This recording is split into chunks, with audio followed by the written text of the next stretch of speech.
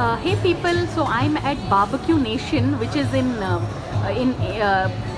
Forum Mall, and I have this very helpful gentleman here with me, it's Mr. Rahul, and we had one of the nicest lunches ever here. And Rahul, can you tell me your age?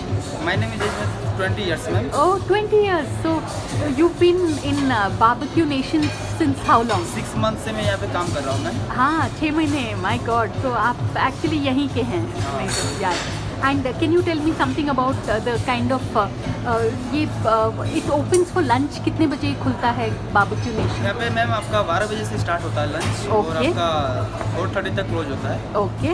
और फिर dinner कितने बजे होता है? Dinner आपका 6:30 में open होता है. ओके. ओके, 11:30 बजे क्लोज होता है. करेक्ट. और अगर किसी को ऐसे कभी डिस्काउंट ऐसे कुछ वीकडेज पे थोड़ा कम होता है या व्हाट इज़ द, ताकि मेरे व्यूअर्स जो देख रहे हैं उनको शायद वीकेंड्स में थोड़ा सा इट्स एक्सपेंसिव, पर वो सर आपका मैम आपका एक कुछ कूपन वाउचर रहता है तो आपका उसमें थोड़ा डिस्काउंट होता है. कुछ कूपन वाउचर वगैरह रहता है तो कुछ स्माइली वगैरह. करेक्ट. वो एप्स भी होते हैं ना. But this is so nice, Rahul. I am so impressed by this place. Thank you so much for this.